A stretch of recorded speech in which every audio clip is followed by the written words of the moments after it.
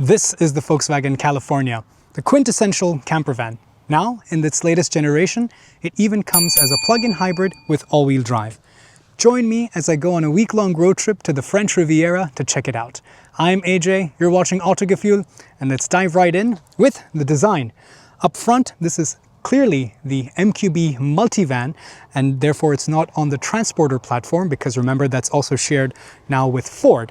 So you do get things like these honeycomb structure pattern for the lower part of the bumper and this nice dash of chrome right here in the middle. I'm not a big fan of this particular color combination. This is the energetic orange and this is kind of like a dull silver.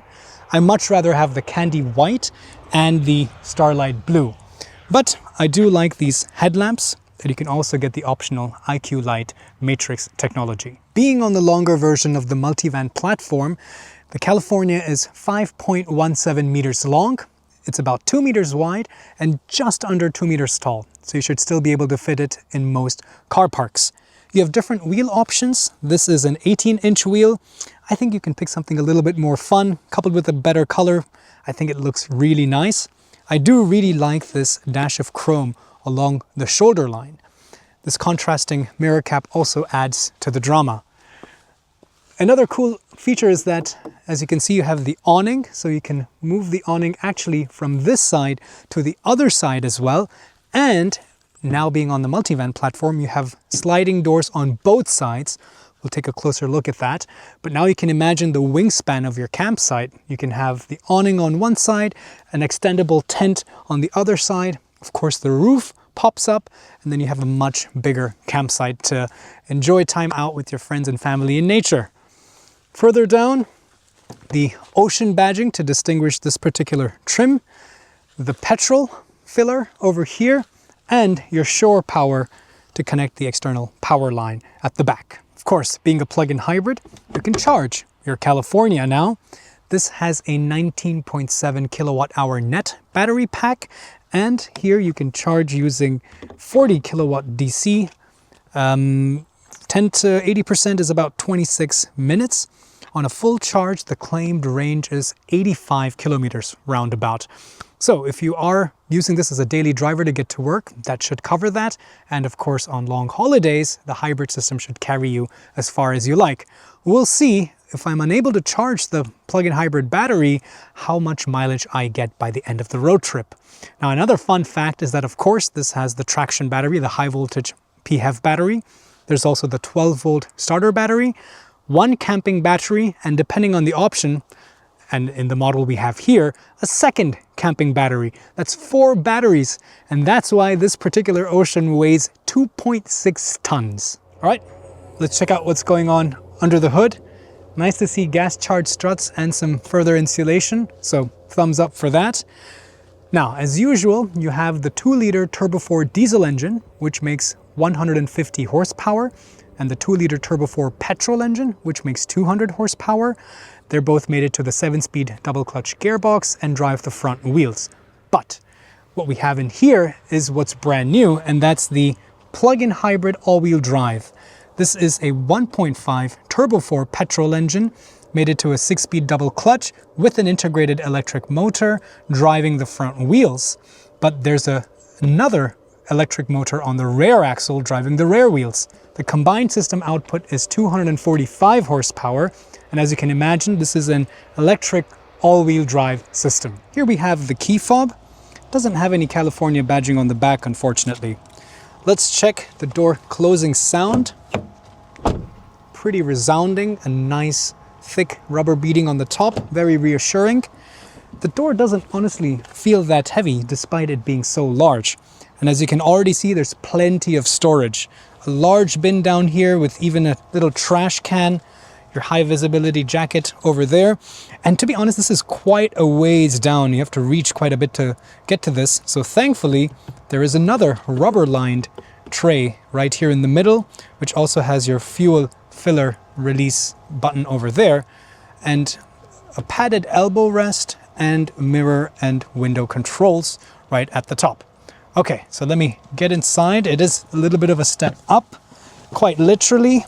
I'm going to try to keep it as clean as possible because I have to live in this for a whole week. I don't want it to be dirty already. And wow, really expansive dashboard. That's the first thing that catches my attention. And it's also so deep, I can't even reach, no matter how hard I try, all the way down there. So lots to talk about, lots of storage, and of course, a little bit of a controversial topic with this infotainment. I'll tell you what I mean. So get inside and let's take a closer look. Oh boy, I do feel like I'm the captain of a ship here. Look at these two armrests. I even got one more over here. I was going to tell you more about the storage, right? So each seat has this little tray underneath it, which is felt lined. So really useful to drop quick access items.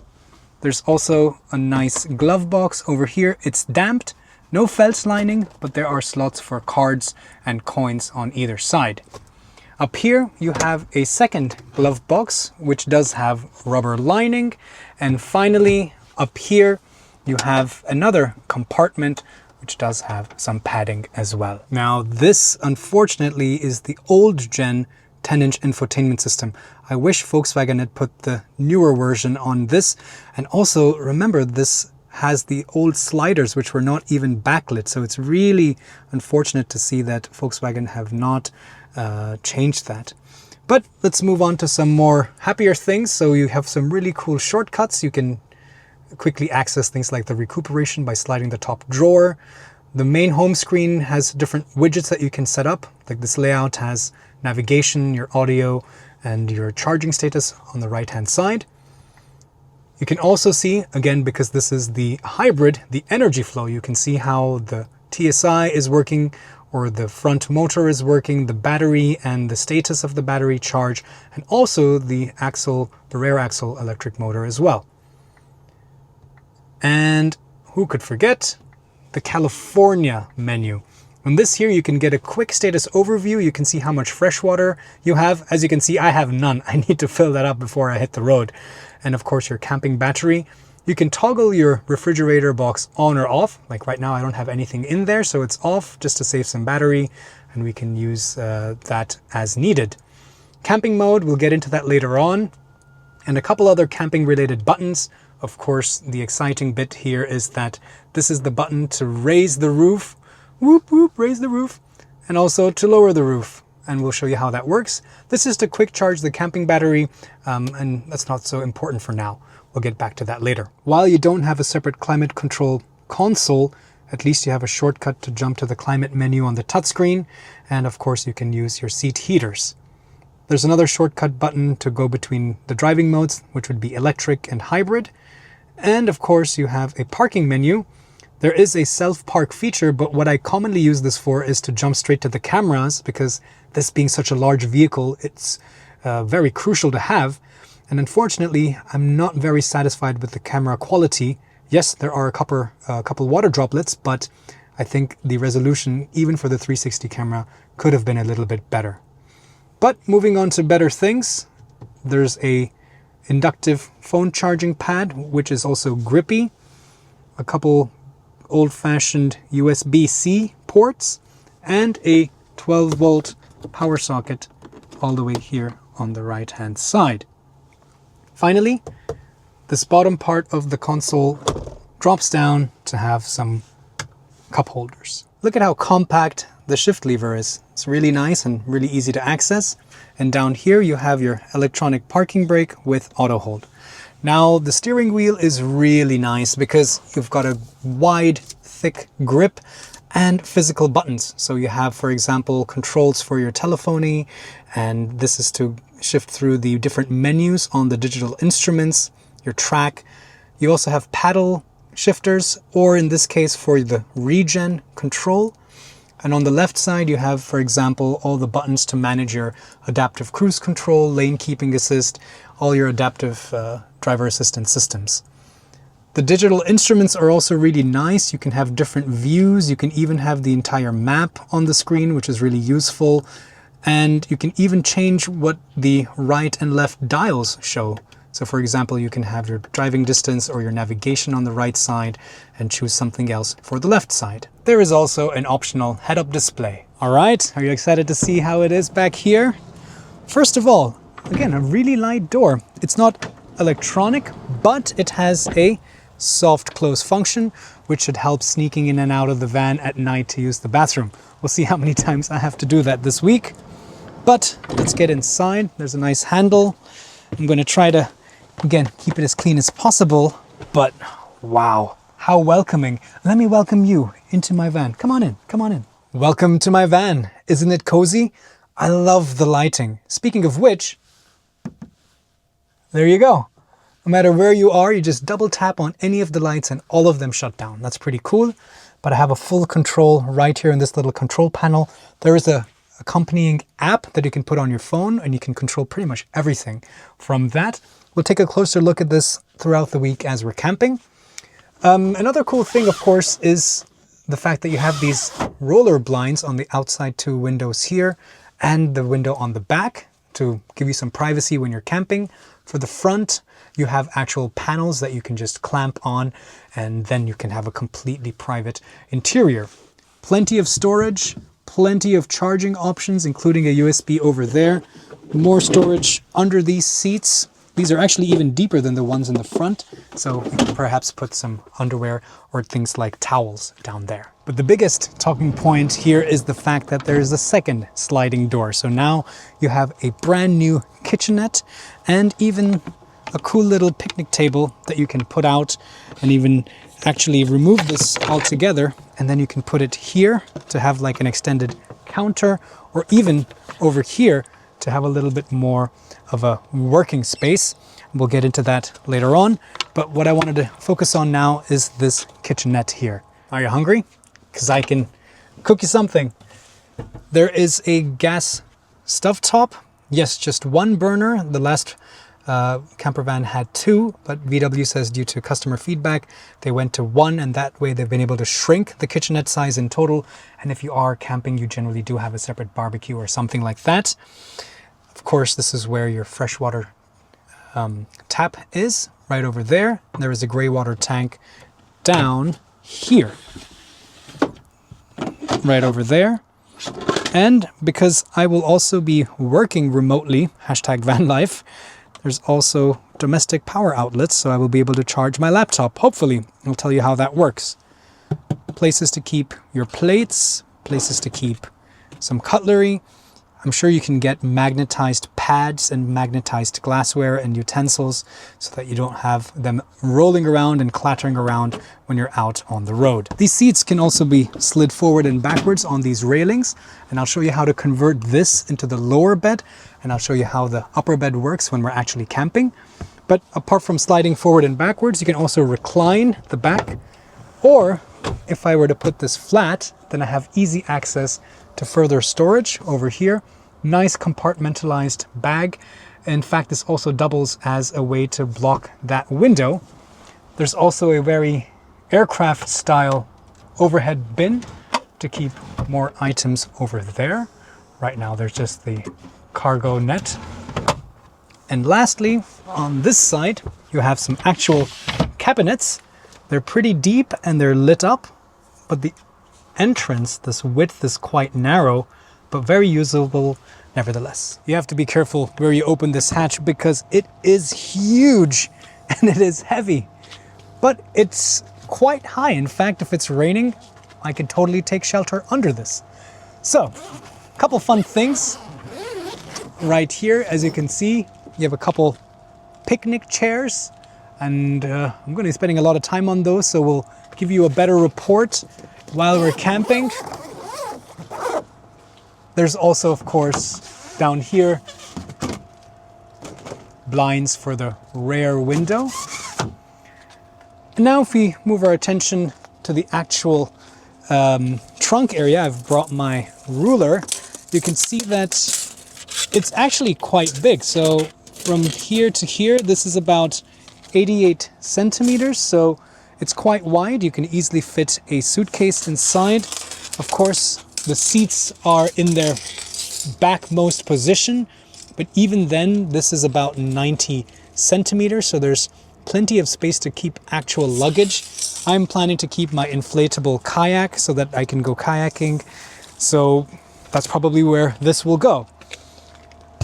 These are, for example, the actual blinds that we will put up on the front windows. And being the plug-in hybrid, we have the charging cable along with the shore power hookup line, which is going to come in handy for us. While we're down here, you can also see there is a picnic table that, of course, you can use outside with the picnic chairs.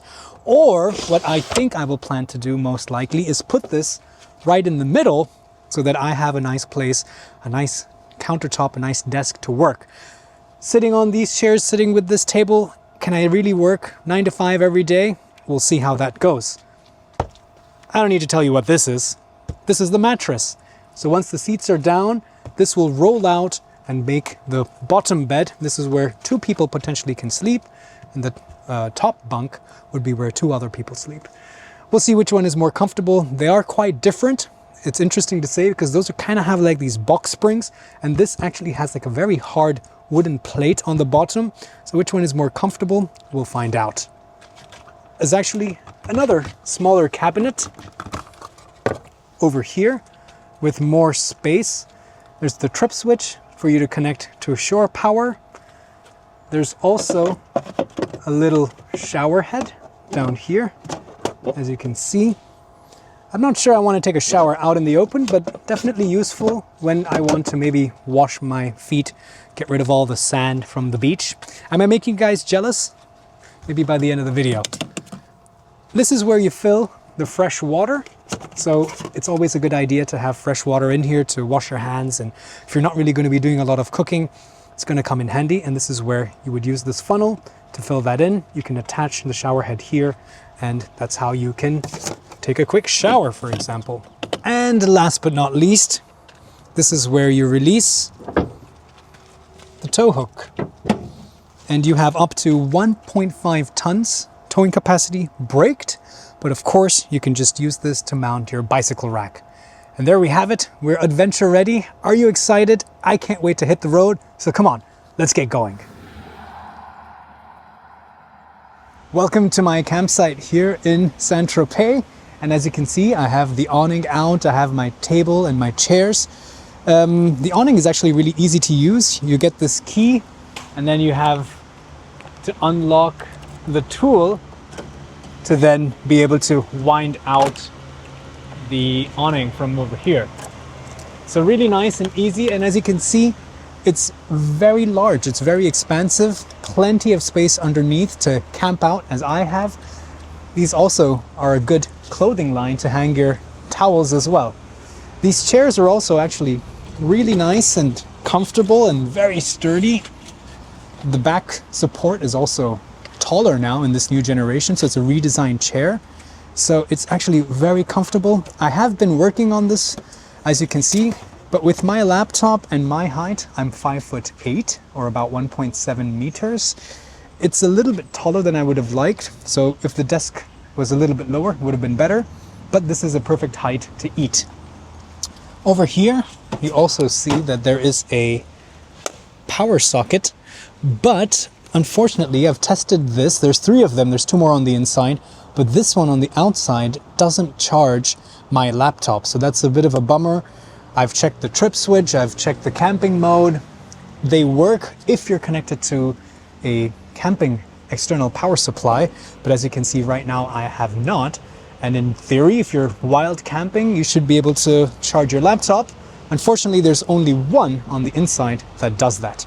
But speaking of the inside, let's get inside and take a closer look.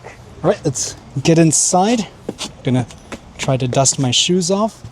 It's been a lot of fun camping inside here for the past few nights. Let's talk a little bit more about the kitchenette. What I really like is this really large and deep refrigerator.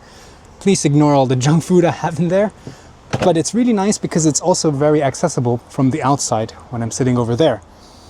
This countertop is also really useful, comes in really handy, and even the sink, especially when I was up in the mountains to quickly wash my hands or put on my contacts. It's really easy to operate, and 29 liters is plenty, and it's really easy to refill. This gas top is also really nice. It gets hot really quickly, and to boil a pasta or a pot of pasta, it takes just about 5 to 10 minutes. So a quick lunch, no problem. Now down here, like I was saying, there are two more power sockets. And as you can see, this one works to charge the laptop, but this one doesn't. So that's a little bit of a hit and miss over there. Speaking of hits and misses, another thing which I think could have been done a little bit better is this touchscreen. It's really slow to respond. It takes time to boot up. And when I want to quickly, for example, turn the lights off, see, 1, 2, 3, 4. It took 4 taps. 1, 2, 3. So it's not very responsive.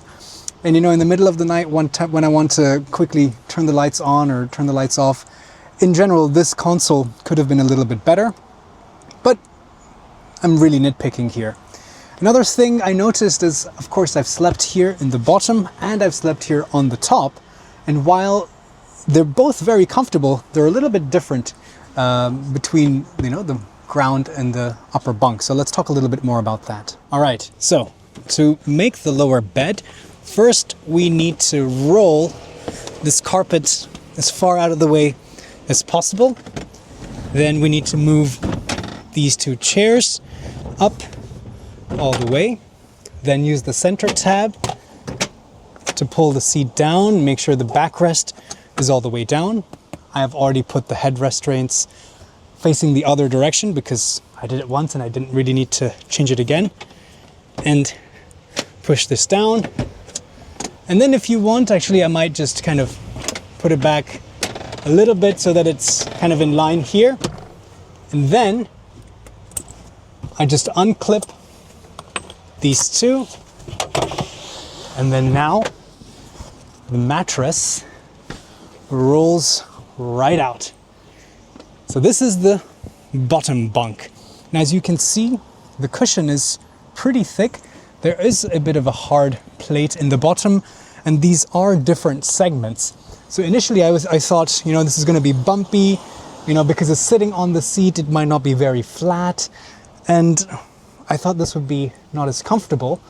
But to be honest, this is actually really nice and comfortable. It's not quite as wide as the bunk on top, but it's a lot more insulated. I think that's the biggest thing that I've noticed, is that because of this tent on the top, it gets quite loud. Right now, I have a really great view of the beach on this side, but a really terrible view of the road and the noise from the road on this side. And at night, it gets quite noisy if the roof tent is up. And if you're sleeping up there, even when I was up in the mountains, it does get a lot more loud. It gets a bit colder. Down here, it's much more cozy, and this bed is actually quite comfortable. So, I'm 5'8". My feet are all the way at the bottom. As you can see, there's still plenty of space above my head. So yeah, and 2 people my size can actually fit in here. Before we can go to the top, first thing we need to do is spin these seats around. I've already done one for the passenger seat. There's this tab down here, as you can see, and it's really easy to swivel. And this is also really great to just sit and chat with your co-campers. Even the driver's seat can be swiveled. It's also adjustable for height. So it's really cool. Because this is the MQB platform, there is no large handbrake down here. Speaking of which, while it's really easy to get in a good driving position and really find a comfortable contour, it's kind of silly that the backrest is so, it's got the old wheel here. But anyway, another thing to note while I'm here is that I really like these covers to cover the windshield and even the sides. This is really nice because it just is held up by the sun visors. Really smart thinking. These are held up simply by magnets, so they just click, click, click, pop into place. And on this side, you will notice that I have attached the louver. So it is a great ventilation system. There's also a mosquito mesh. So in the evenings, if I just pop this in when I'm camping, I get a lot of air. And now, here we go, watch out, the sky is falling. Whoop. Let's take a peek upstairs. Hi, look at how cool it is up here. So, my feet are all the way at the bottom again, and as you can see, this is a little bit longer than the bottom bunk. It is also just a little bit wider, but not by that much. But yeah, it's a lot more louder up here. It did rain last night, but not a single drop of water came in, so it is therefore very watertight, and it doesn't get too cold, but yeah, definitely loud. The mattress, on the other hand, is a little bit thinner, but as you can see, there are these kind of box springs just below them. So the combined effect, I would say, is just as comfortable as it is in the bottom bunk. But last night, you know, it's so fun to plug in your iPad and watch a movie and just huddle up here, especially if you're camping with kids. I'm sure they will love it. These have mosquito mesh, but if you want to close them completely, it's really easy to just zip it up, even the sides. The front also, actually, the entire panel can be opened up if you want to really have that open air experience. They also have provided, for example, USB-C, power charging sockets, light switches, you know, so there's plenty of charging opportunities for people on the upper bunk as well. But what they haven't really thought about is providing some place as a dresser. So there are no mirrors inside. So I think they could have easily put a little mirror here. Sure, you can stick one on yourself or something up here. That would have been nice. And another thing would be that if they were able to provide a mosquito mesh for this window so that we could open this up at night when we're camping and not have mosquitoes come in but have more ventilation, that would have been nice as well. But really, I'm nitpicking, and overall, it's been a lot of fun camping inside the California. We're going to be spending a lot of time on the highway, so a great chance now for us to get to know the California a little bit better and how it behaves out on the open road. First impressions are, I would say, very positive. The biggest thing that really aids in this mile-munching characteristic of the California is the travel assist. So combining the adaptive cruise control, the lane keeping assist, the traffic sign recognition, all of these these ADAS systems work together in really good harmony to basically drive the car semi-autonomously out here on the highway. And this really takes a lot of the stress off of long distance driving. So right now I have that active, it's maintaining a very comfortable distance, it's accelerating, decelerating, keeping me in lane, and it feels a lot safer. The other thing I notice is, well, the noise. So now we're getting into an unrestricted part of the Autobahn. Of course, this being a van, I'm not going to push it too much, but 130 kilometers per hour, you do hear quite a bit of wind roar and tire roar inside. Not to mention, every time I go on undulations like this, I can hear everything inside the van. I can hear the cutlery clanging around. I can hear the bottles of water that I've stowed away. There's so much storage. You keep discovering new places to keep putting different things. And the other thing is, because of the wind, like right now I'm at 140 kilometers per hour here on the Autobahn, I also feel that the van is more susceptible to crosswinds, which would also make sense. It's not very aerodynamic from a lateral wind gust point of view, so therefore, yeah, this travel assist also makes me feel a lot more comfortable. So noise is definitely something that sticks out if you're used to smaller, more compact vehicles, as I am, and I do a lot of long distance driving in my small personal vehicle. This is definitely louder than that.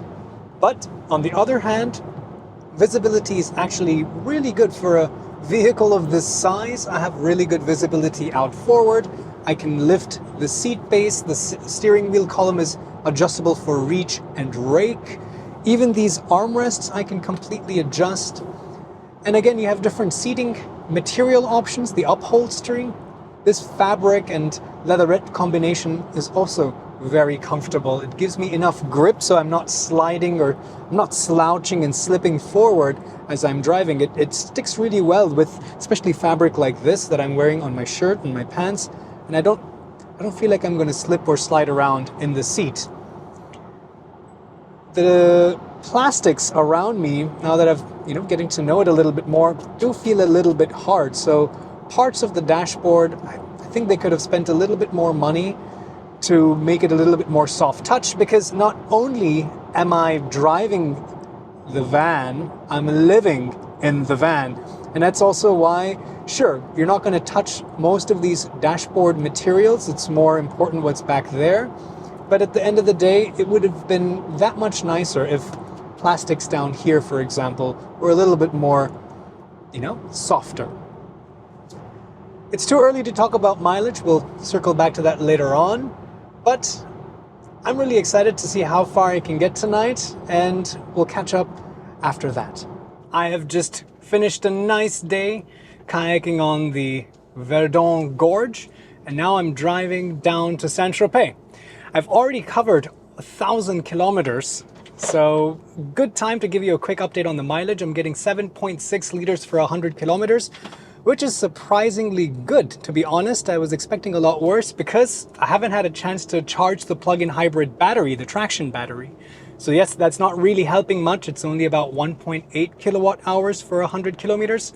So it's really just acting as a little boost and a punch, filling in the gaps, adding the torque low down and things like that. And therefore, the unfortunate truth is, for most of this time, this small 1.5 liter petrol engine is carrying a heavy dead battery and a big heavy rear motor, which I don't think I've ever really had the need to use. So that's also why, as we'll see now, we've found some nice winding roads here in the French Alps, how it fares when you want to push it a little bit. So what's the dynamic capability of the van? First of all, you can hear everything clattering around, and this is actually a funny thing I realized is, unlike my usual road trips where I just pack a suitcase, here in the California I had to move in. I have plates, I have cutlery, I have, all kinds of stuff hidden in all of these cabinets, and I wish some of them, like especially the cabinet under the sink where I have my pots and pans and plates, they were rubber lined. Like the glove box here, and even some of these other glove boxes have felt or rubber lining. The cabinets back there are just, they're just wood. So there's a lot of clattering. Of course, being a camper van, you can always make it your own, and you can always go back and add all these extra things to personalize your own camper van. And that's probably one of the things I would recommend you do right away. Now, coming to the dynamic capability, again, you can hear that engine. It's having to do most of the work. So that's something quite audible. It's not an unpleasant noise. It's a 4-cylinder. So it's really smooth. It doesn't feel like it's, strained, but it does make its presence known, and you can tell that it's having to work a little bit harder. But the good thing is, around these corners, it actually handles its weight really well, and its size also really well. The suspension is actually really good. It surprised me. It's very quiet and it's very composed. It really prevents body roll. The good thing is there's a lot of low center of mass, right? It's the big battery pack, the fuel tank, the water tank. And speaking about the fuel tank, because this is a plug-in hybrid, the fuel tank is a little bit smaller. So I've only been getting a range of about 530 kilometers. So more frequent fueling stops, unfortunately. But anyway, because of all of those things low down, it does have a low center of gravity, and that means that it's able to navigate corners quite well. It's also quite interesting because I expected there to be quite a bit of flex. Because if you think about it, there is no roof. It's just this cross member here and the cross member all the way at the trunk, and the entire expanse of the roof is empty. It's cut open because of the pop-up. So I was expecting there to be a lot of flex, and I'm really happy to say that there is none of that flex. So the van tracks in a very straight line. The steering is communicative. Sure, this is a leisure vehicle and it wants to be driven at a leisurely pace, but it really holds its own if you pick up the pace like this. It's got really good grip. And knowing that I have four-wheel drive, and this is a front-wheel drive platform, I also feel more confident pushing it. But look at that, barely any body roll. So dynamic capabilities are really good. The brakes, on the other hand, are a little bit hit and miss. Being the plug-in hybrid, it uses the regen as much as it can almost all the time, which is great because that's how you want to charge the battery. But it's a very spongy, dull bite feel. So sometimes I feel like I have to really stand on this, and I'm also just subconsciously feeling the weight of the van so I feel like I have to press the brake pedal a lot harder. But on the other hand, the regeneration mode, I've set it to auto, and it's actually really good. It's really smart. So it uses the ADAS and the navigation system to understand, like if I'm coming up to a steep curve, it brakes using the regen brake, the recuperation, it brakes me a lot harder. Or if I'm going very close to the car in front, it also automatically starts braking for me. So it's not a one pedal, but it's the amount of regen is automatically modulated by the computer, and that's great. I don't want to have to keep fiddling around with settings and keep changing different things. I don't want to have to think about it. And this is a good system because it does the thinking for you. So overall, on the winding roads here in the south of France, the California has managed to impress me. And now let's talk a little bit about how the California is to drive in a small European town such as this. First of all, being the plug-in hybrid, right now I'm driving in electric mode. So I'm quiet, I'm not disturbing the peace of this little town. And instantly when it needs to recharge the battery, the petrol engine takes over right away, and it's very seamless. Of course, because there's also a small motor on the DSG gearbox, you don't really feel any kind of jerk or, the engaging and disengaging of the petrol engine. It's very, very seamless.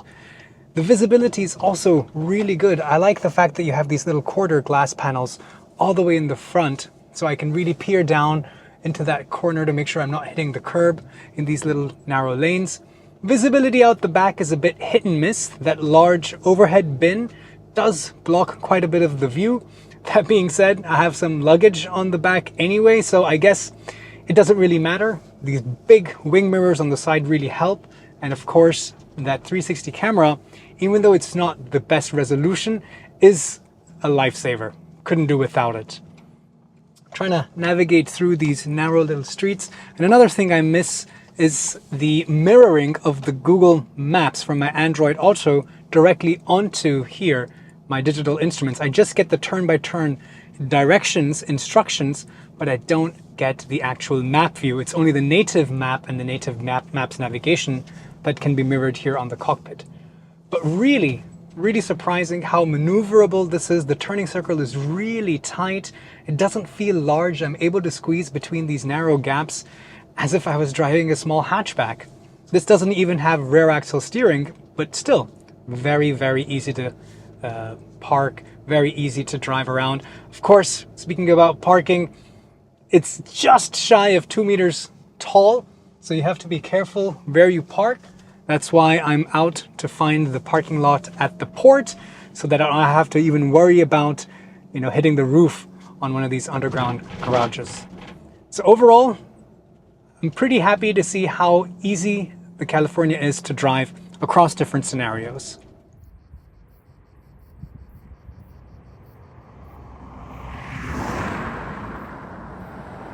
Welcome to Lake Mont Cenis, the final stop on my road trip.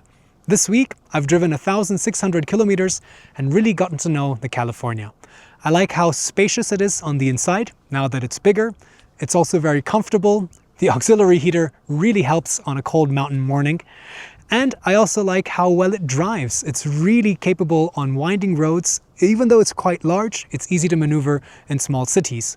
What I would do a little bit differently if I had a California would be to put some more rubber lining on the insides of some of the cabinets so that, for example, plates and pots don't clatter as much. What you cannot change, and I think is the weakest link in the California, is the infotainment system. Now let's address the elephant in the room, the price. The Ocean, which is the top spec, with the plug-in hybrid 4Motion, is a whopping 103,000 euros. And keep in mind, yes, while I got 8 liters for 100 kilometers, which is pretty good, if you're not able to charge it, then it's going to give really bad mileage and doesn't make sense to drive it in the city. Therefore, if you're buying it as a private user and not as a lease, and there is no incentive for a plug-in hybrid, I would stick with the diesel version. In fact, I would probably even pick the base beach variant, which is about 64,000 euros. And that way you have more seats, you still have the pop-up roof if you want to go camping, And you can just take out some of the seats and put your own mattresses and make it a camper that way. But what about you? What do you guys think? An unfortunate ending to an otherwise pleasant experience with the California. This morning, the roof just would not go down. Seems like an electronic or a software issue. No matter how many times I rebooted it, it didn't work. I spoke to the VW service center. They were also of not much help and nobody really came to fix it. At the end of the day, it was a pretty easy solution. In the user manual, which is on board in the computer, it tells you how to manually override the hydraulic pump with a simple screwdriver. Right here you can release the pressure and the roof goes down, and it also comes with some straps to further secure the roof. But it's a bit unfortunate knowing that this is a brand new car. Hopefully Volkswagen fixes this issue. Another important thing to consider is how does this compare with its key competitors, for example, the Mercedes Marco Polo. Make sure you're subscribed to this channel because in a few weeks I will be doing another road trip and camping inside the Mercedes Marco Polo, and I can really compare these two and give you a much better comparative verdict then. Also, check out Thomas's review of the Marco Polo. Though he didn't camp in it, we can already get a really good overview of how that van is, and check out some of the other camping vans that we have on the channel. Thanks for watching.